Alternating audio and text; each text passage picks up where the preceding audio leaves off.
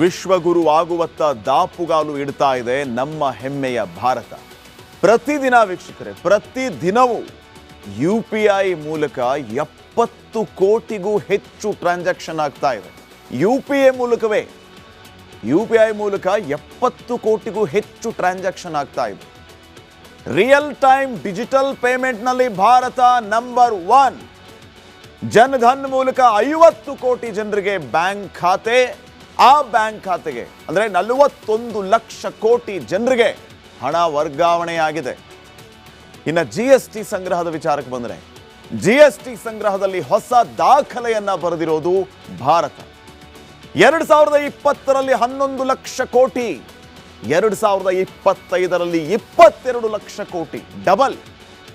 ಇನ್ನ Europe union ಜೊತೆಗೆ ಅತಿ ದೊಡ್ಡ ಡೀಲ್ ಆಯಿತು. ಮದರ್ ಆಫ್ ಆಲ್ ಡೀಲ್ ಅಂತ ಅದನ್ನ ಬಣ್ಣನೆ ಮಾಡಲಾಯಿತು. ಅದರ ಬೆನ್ನಲ್ಲೇ ಅಮೆರಿಕಾದ ಜೊತೆಗೆ ಐತಿಹಾಸಿಕ ಟ್ರೇಡ್ ಡೀಲ್ ಆಯಿತು. ಇದನ್ನ ಫಾದರ್ ಆಫ್ ಆಲ್ ಡೀಲ್ಸ್ ಅಂತ ಕರೀತಾ ಇದ್ದಾರೆ. ಸೊ ಈ ರೀತಿಯ ಒಪ್ಪಂದಗಳಿಂದ ಭಾರತ ಆರ್ಥಿಕವಾಗಿ ಇನ್ನಷ್ಟು ಬಲಿಷ್ಠವಾಗುತ್ತೆ ಅನ್ನೋದರಲ್ಲಿ ಯಾವುದೇ ರೀತಿಯ ಸಂದೇಹ ಇಲ್ಲ. ವಿಶ್ವಗುರು ಆಗುವತ್ತ ದಾಪುಗಾಲು ಇಡ್ತಾ ಇದೆ ನಮ್ಮ ಹೆಮ್ಮೆಯ ಭಾರತ.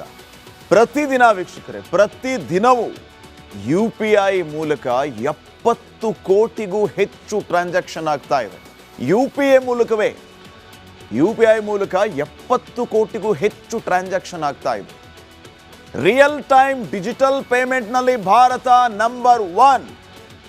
ಜನಧನ್ ಮೂಲಕ 50 ಕೋಟಿ ಜನರಿಗೆ ಬ್ಯಾಂಕ್ ಖಾತೆ, ಆ ಬ್ಯಾಂಕ್ ಖಾತೆಗೆ ಅಂದರೆ 41 ಲಕ್ಷ ಕೋಟಿ ಜನರಿಗೆ ಹಣ ವರ್ಗಾವಣೆಯಾಗಿದೆ.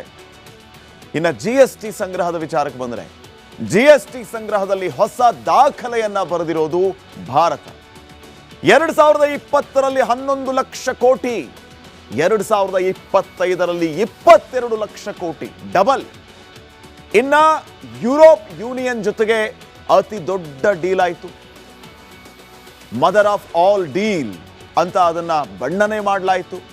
ಅದರ ಬೆನ್ನಲ್ಲೇ ಅಮೆರಿಕಾದ ಜೊತೆಗೆ ಐತಿಹಾಸಿಕ ಟ್ರೇಡ್ ಡೀಲ್ ಆಯಿತು. ಇದನ್ನ ಫಾದರ್ ಆಫ್ ಆಲ್ ಡೀಲ್ಸ್ ಅಂತ ಕರೀತಾ ಇದ್ದಾರೆ. ಸೊ ಈ ರೀತಿಯ ಒಪ್ಪಂದಗಳಿಂದ ಭಾರತ ಆರ್ಥಿಕವಾಗಿ ಇನ್ನಷ್ಟು ಬಲಿಷ್ಠವಾಗುತ್ತೆ ಅನ್ನೋದರಲ್ಲಿ ಯಾವುದೇ ರೀತಿಯ ಸಂದೇಹ ಇಲ್ಲ. ವಿಶ್ವಗುರು ಆಗುವತ್ತ ದಾಪುಗಾಲು ಇಡ್ತಾ ಇದೆ ನಮ್ಮ ಹೆಮ್ಮೆಯ ಭಾರತ. ಪ್ರತಿದಿನ ವೀಕ್ಷಕರೇ, ಪ್ರತಿದಿನವೂ UPI ಮೂಲಕ 70 ಕೋಟಿಗೂ ಹೆಚ್ಚು ಟ್ರಾನ್ಸಾಕ್ಷನ್ ಆಗ್ತಾ ಇದೆ. UPI ಮೂಲಕ 70 ಕೋಟಿಗೂ ಹೆಚ್ಚು ಟ್ರಾನ್ಸಾಕ್ಷನ್ ಆಗ್ತಾ ಇದೆ. ರಿಯಲ್ ಟೈಮ್ ಡಿಜಿಟಲ್ ಪೇಮೆಂಟ್ನಲ್ಲಿ ಭಾರತ ನಂಬರ್ 1. ಜನಧನ್ ಮೂಲಕ 50 ಕೋಟಿ ಜನರಿಗೆ ಬ್ಯಾಂಕ್ ಖಾತೆ, ಆ ಬ್ಯಾಂಕ್ ಖಾತೆಗೆ ಅಂದರೆ 41 ಲಕ್ಷ ಕೋಟಿ ಜನರಿಗೆ ಹಣ ವರ್ಗಾವಣೆಯಾಗಿದೆ. ಇನ್ನು GST ಸಂಗ್ರಹದ ವಿಚಾರಕ್ಕೆ ಬಂದರೆ, GST ಸಂಗ್ರಹದಲ್ಲಿ ಹೊಸ ದಾಖಲೆಯನ್ನ ಬರೆದಿರೋದು ಭಾರತ. 2020ರಲ್ಲಿ 11 ಲಕ್ಷ ಕೋಟಿ, 2025ರಲ್ಲಿ 22 ಲಕ್ಷ ಕೋಟಿ, ಡಬಲ್. ಇನ್ನ ಯುರೋಪ್ ಯೂನಿಯನ್ ಜೊತೆಗೆ ಅತಿ ದೊಡ್ಡ ಡೀಲ್ ಆಯಿತು. ಮದರ್ ಆಫ್ ಆಲ್ ಡೀಲ್ ಅಂತ ಅದನ್ನ ಬಣ್ಣನೆ ಮಾಡಲಾಯಿತು. ಅದರ ಬೆನ್ನಲ್ಲೇ ಅಮೆರಿಕಾದ ಜೊತೆಗೆ ಐತಿಹಾಸಿಕ ಟ್ರೇಡ್ ಡೀಲ್ ಆಯಿತು. ಇದನ್ನ ಫಾದರ್ ಆಫ್ ಆಲ್ ಡೀಲ್ಸ್ ಅಂತ ಕರೀತಾ ಇದ್ದಾರೆ. ಸೊ ಈ ರೀತಿಯ ಒಪ್ಪಂದಗಳಿಂದ ಭಾರತ ಆರ್ಥಿಕವಾಗಿ ಇನ್ನಷ್ಟು ಬಲಿಷ್ಠವಾಗುತ್ತೆ ಅನ್ನೋದರಲ್ಲಿ ಯಾವುದೇ ರೀತಿಯ ಸಂದೇಹ ಇಲ್ಲ. ವಿಶ್ವಗುರು ಆಗುವತ್ತ ದಾಪುಗಾಲು ಇಡ್ತಾ ಇದೆ ನಮ್ಮ ಹೆಮ್ಮೆಯ ಭಾರತ. ಪ್ರತಿದಿನ ವೀಕ್ಷಕರೇ, ಪ್ರತಿದಿನವೂ UPI ಮೂಲಕ 70 ಕೋಟಿಗೂ ಹೆಚ್ಚು ಟ್ರಾನ್ಸಾಕ್ಷನ್ ಆಗ್ತಾ ಇದೆ. UPI ಮೂಲಕ 70 ಕೋಟಿಗೂ ಹೆಚ್ಚು ಟ್ರಾನ್ಸಾಕ್ಷನ್ ಆಗ್ತಾ ಇದೆ. ರಿಯಲ್ ಟೈಮ್ ಡಿಜಿಟಲ್ ಪೇಮೆಂಟ್ನಲ್ಲಿ ಭಾರತ ನಂಬರ್ 1. ಜನಧನ್ ಮೂಲಕ 50 ಕೋಟಿ ಜನರಿಗೆ ಬ್ಯಾಂಕ್ ಖಾತೆ, ಆ ಬ್ಯಾಂಕ್ ಖಾತೆಗೆ ಅಂದರೆ 41 ಲಕ್ಷ ಕೋಟಿ ಜನರಿಗೆ ಹಣ ವರ್ಗಾವಣೆಯಾಗಿದೆ. ಇನ್ನು GST ಸಂಗ್ರಹದ ವಿಚಾರಕ್ಕೆ ಬಂದರೆ, GST ಸಂಗ್ರಹದಲ್ಲಿ ಹೊಸ ದಾಖಲೆಯನ್ನ ಬರೆದಿರೋದು ಭಾರತ. 2020ರಲ್ಲಿ 11 ಲಕ್ಷ ಕೋಟಿ, 2025ರಲ್ಲಿ 22 ಲಕ್ಷ ಕೋಟಿ, ಡಬಲ್. ಇನ್ನ ಯುರೋಪ್ ಯೂನಿಯನ್ ಜೊತೆಗೆ ಅತಿ ದೊಡ್ಡ ಡೀಲ್ ಆಯಿತು. ಮದರ್ ಆಫ್ ಆಲ್ ಡೀಲ್ ಅಂತ ಅದನ್ನ ಬಣ್ಣನೆ ಮಾಡಲಾಯಿತು. ಅದರ ಬೆನ್ನಲ್ಲೇ ಅಮೆರಿಕಾದ ಜೊತೆಗೆ ಐತಿಹಾಸಿಕ ಟ್ರೇಡ್ ಡೀಲ್ ಆಯಿತು.